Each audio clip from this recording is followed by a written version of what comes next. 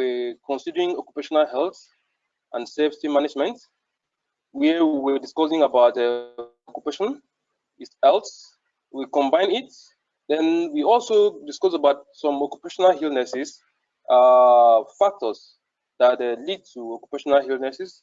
Then we also discuss about health hazard and what is hazard, their types, the effects of this health hazard to human beings. Then we also considered common health problem caused by work, where we mentioned stress, noise at work, economics, economic designs, and so on and so forth. So I want to take a summary to what I've already discussed in case you missed out during the network failure. First and foremost, we did say that occupation is an activity on which time is spent. And I went as far as saying that it does not actually have to do with your work process where you engage yourself and you are being paid for doing that. Rather, occupation is an activities on which time is spent. And that means that even the process of brushing your teeth every morning is referred to as occupation, simply because you might injure your gum in the process of trying to brush the teeth, and that becomes what occupational illness. So safety comes into play to tell you that whatever you spend your time on that can lead to some basic illness, some hazard to you, refers to as what occupation, and that is what we were discussing this morning through the definition of occupational health. Then we went as far as talking about health as a complete physical, mental, social well-being of workers in every working environment, not just necessarily the absence of illness or disease, but your complete physical well-being is what is referred to as health. And when we combine the two, we were told that occupational health is an activity of predicting and preventing illnesses associated with work procedures. The definition by the international body, which is the International Labour Organization, says that occupational health is the promotion and maintenance of the highest degree of our physical, mental, and social well-being of workers in all work environments. So that is the standard definition of occupational health. Where occupational illness is the problems or ill health associated with work. I was not blind, and you are blind today, just simply because of what your work procedures, your work practice. So such illness is called occupational illness. Illness derived or gotten as a result of what work practice is called occupational illness. And we went as far as talking about occupational health hazard as the source, a situation with the potential to cause harm in terms of injury, in terms of ill health, in terms of damage to properties and damage to the workplace, or a combination of any of the above mentioned hazard. So that is what occupational health hazard is. We also discussed about the type of occupational health hazard as the physical hazard, which has to do with the noise, the temperature, heat, cold, illumination, vibration, radiation, and the atmospheric temperature or pressure. These are referred to as what physical health hazard, something that happens around your environment, something that affects you in terms of noise is a physical hazard. The high temperature in the working environment is a physical hazard. Lighting that is so bright that is affecting your sight is also physical health hazard. Vibration around the environment, maybe like using Rama and others machine, is also referred to as physical health hazard. Atmospheric pressure within the environment, when the pressure is more than what you can bear, these are also referred to as physical health hazard. Then we also discussed about the chemical health hazard as harmful dust, liquids such as poisonous gases. A typical example of it is carbon monoxide and hydrogen tetraoxosulfate as are example of these chemicals that are called chemical health hazard. Then we also have biological health hazard that has to do with infectious diseases such as cancer and dermatitis. Then we discussed about ergonomics as the bad design work area and tasks or equipment. That is what ergonomics is all about. When we if the working environment is not compatible with the worker and the worker is not also suitable in such working environment, we said ergonomics has take their place. So ergonomics has to do with the compatibilities of the worker and the working equipment. Then we also talk about the chemical health hazard that has to do with manual handling, working in a mechanical environment that can pose a hazard to an individual, maybe possibly by hitting itself or herself, getting struck by flying or falling off it, and so on and so. Such are referred to as a mechanical health hazard. Then we also discussed about the psychosocial health hazard as those hazard that has to do with lack of job security, poor interpersonal relationship, work pressure, ambiguity, and lack of job satisfaction. These are referred to as a psychosocial health hazard. When your psychological being is not in order, you're not comfortable working in that place, you are thinking of the consequences that will come as a result of what you're doing, the aftermath of that thing, and in return, it's affecting you. It's not allowing you to do what you're supposed to do. We said such is referred to as what? Psychosocial health hazard. And I went as far as saying that all the above mentioned health hazard can come or showcase themselves just in two ways. One, the acute process, and the other one is the chronic process. The acute process is the one that happens immediately the consequences is felt.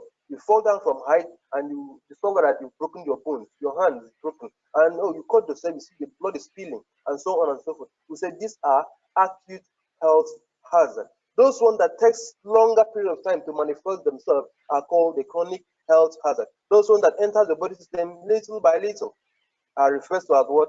The chronic health hazard. So when as far as talking about the common health problem caused by work, we have stress and depression.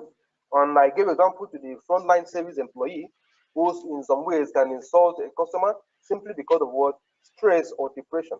That is after much work, after working all around the clock, going up and down, doing all things, only him or she, such is referred to as what? A stress or depression process. Then we also talk about other common health problems caused by work as musculoskeletal disorder and health problem to bones and muscle. That if you are working in such working environment, you're carrying heavy load, you're pushing, you're lifting, you are doing all stuff, manual work, that you are likely going to expose yourself to what we call musculoskeletal disorder. Then we talked about respiratory diseases for miners and painters when they are exposed to some basic chemicals, like we said before. So such chemicals can lead to what? Respiratory diseases. And they are all common health problems associated with work. We also talked about suffocation through carbon monoxide poisoning. When you are exposed to excessive gas like carbon monoxide that is not compatible with your blood system, it tends to clog the blood system, and when that happens, you're likely going to be short of blood, your organ will stop functioning and possibly lead to death. So these are common health problems caused by work. When you take in most of these substances that are injurious to your body system, that are not compatible with your organs and cells, possibly then will lead to what? But damage to the body organs, then disorder of the nervous systems and so on. Then we also have other common health problems like burn and shock from electricity if the working environment are not perfectly post, let me use that word, if they are not, the working environment are not in order, they are not safe, automatically they will lead to what? Burn and shock from electricity. The wiring connection of the environment is not to standard. There's possibly that there will be electrocution, there will be spark, and possibly burns will take place or electrocution. Then blindness from exposure to light rays. We've talked about that, where you are exposed to excessive light rays, and your eye or your organs of sight is not able to withstand it, possibly can lead to blindness. So these are common health problems caused by work. We also talked about the skin condition, the skin diseases where you're exposed to some chemicals and possibly lead to what? Cancer of the skin and so on. Then we also have hearing and vibrating damage that has to do with exposure to sound wave that is of high pitch that the human body cannot contain. This will possibly lead to what? Hearing damages. So these are all possible health problems caused by work. Then cancer due to contact with carcinogen like asbestos can also lead to what? Cancer of the skin, cancer of the lung, and cancer of any other body part. So when you are exposed to this basic hazard in the working environment, you're possibly going to face one illness or the other. And all of this comes as a result of your working environment, where you spend the time, where your activities are enormous, and you're doing it daily, and they pose this hazard to you. Then we also have heat stroke through working in high temperature environment, upper limb disorder, such as through repeated movement. All these are common health problems caused by work. And I did say that all of the above mentioned common health problems caused by work can only manifest themselves in our body through four basic medium. And number one is absorption, where we absorb it through the skin, the pulse that is with the skin, the haze is growing. You are sweating, and the person is also absorbing the content that is in the sweat back to the system. So possibly might lead to some basic illnesses. Then we also have ingestion, where you mistakenly or intentionally splash something to your mouth through a working procedures, and this thing keep accumulating in your system, probably overwhelm your body system, and as such will lead to some basic illnesses in the body. So these are called the ingestion process. While inhalation has to do with the breathing of the harsh substances into the system, knowingly or unknowingly, especially through the nose and the lungs. So when you breathe the air pollution, the pollution in the air into your system, gradually they accumulate and get to a certain level where your system cannot withstand them again. Automatically lead to what? Some basic illnesses. So that process of breathing the health or the hazard into your system is called inhalation process. While injection has to do with puncture to the skin, where some basic hazard can be transmitted to the skin through that puncture. So that is the four basic ways in which hazard can penetrate our body system. We went as far as expatiating on those basic common health problems caused by work. Number one, we said stress is an unpleasant state of emotional and physiological arousals that people experience in their situation of work, or they perceive such work process is threatening to their well-being. We were also told that what causes stress are tiredness. That stress also causes tiredness, and when it happens, it leads to the stomach, the skin condition, heart diseases, mental illness, and depression. Then we said these are the factors that increases stress in our work environment. We said overworking is the number one factor that can increase stress. Lack of job security, working in a poor crime condition, not being satisfied with the policy of the work procedures, you are concerned about the risks that are involved in your working environment, probably this will lead to what? A stressful process. And you might be stressed up and lead to some basic illnesses. So how do we do away with this stress? We said, one, we relax always. Always take time to relax. Taking break for long periods of work, regular exercises, and eating good food or healthy food, not junk food. Redesigning your job station and improving the working condition. We not have AC in the office, and now we do. We do not have a executive chair like the cooking chair. Now we have. We have changed. We have modified the working environment in order to suit our working process. So when this happened, we said we have modified the work environment. We have encouraged and we have redesigned the work environment to suit the worker work effectively. So these are ways to reduce stress in the working environment. Then we also have ergonomics as a sign that is concerned with the fit between people and work. And I always said that is the relationship between you, the worker, and the working environment. You must be compatible with your work and the working environment. Your work procedures must be compatible with you. You must also be compatible with the working procedures. You are able to do this and do it perfectly. You are able to use the machine and use it perfectly. The machine must not have an issue that will now expose you to some basic hazard. So when that takes place, we said ergonomics has taken place. And we are told that ergonomics put people first, taking account of their capabilities and their limitation. Ergonomics aim to make sure that tasks, equipment, machine, information, tools, and every other work procedures suit each worker at a particular working time. That is what ergonomics is all about. Then we talk about redesigning the work environment. That is ergonomic design. It's the principle of ergonomics that each workstation should be designed to suit the individual workers to improve his or her safety, comfort, and productivity. When you are safe in the working environment, when you're comfortable, your productivity will be high. But when the reverse is the case, the productivity will also be low. Ergonomic design also include adjustable features such as height adjustment and the adjustable platform. That means you're not able to sit here properly, you can adjust the seat. You're not able to work on this equipment properly, you can adjust it to suit your body structure. So that is part of ergonomic design. It helps to modify the work procedures to suit the worker working in that working environment. Then we also talk about musculoskeletal disorder as also part of the ill health associated with work. And we were told that the musculoskeletal disorder is an ill health problem associated with bones and muscles. When your muscles are not in order, when your bones are not in order, when you feel pains, your bones and muscles, we said you've encountered what we call musculoskeletal disorder because it causes pain, headache, swelling, and poor performance in the work environment. It affects the back and arm mostly. That's what musculoskeletal disorder is all about. It may also affect the upper body.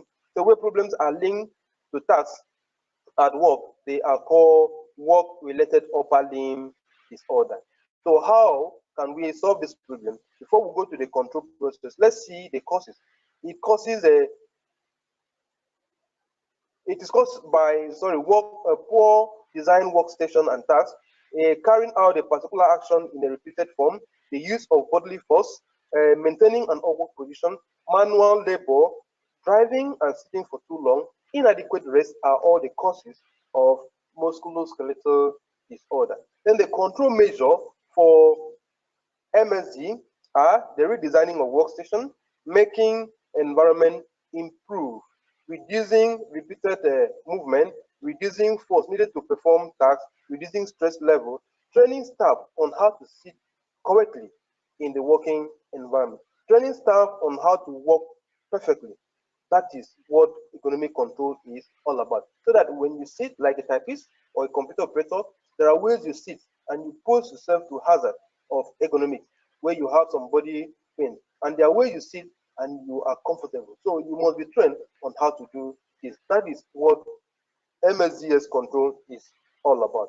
Then manual handling operation, we are told are the basic processes of transporting and supporting of load, which includes lifting, putting down, pushing, pulling, carrying or moving thereof by hand or bodily force. So when you engage yourself in lifting, carrying, pushing, machine, tools, equipment with your body or with your hands and you're using force, we say that is manual operation.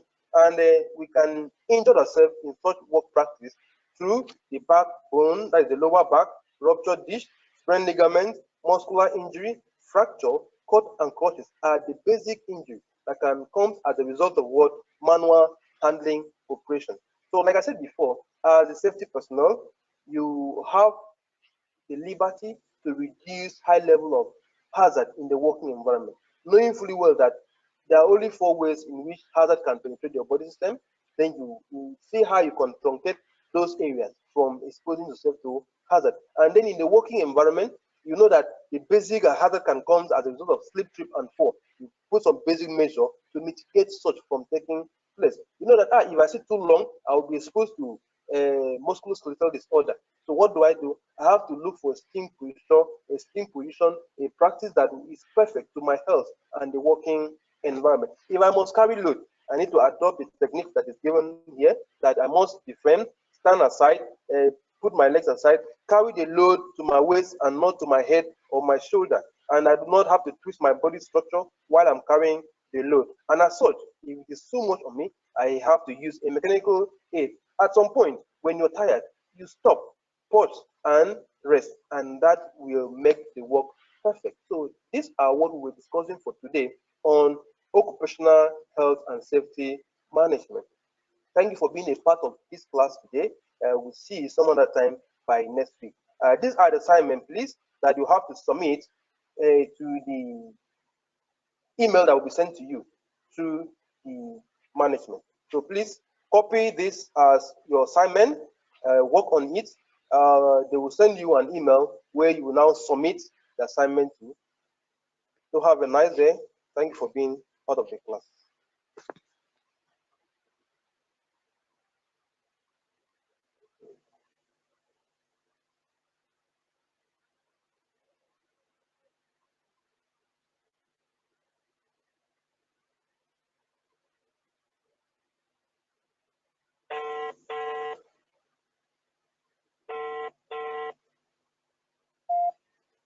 I'm done, sir.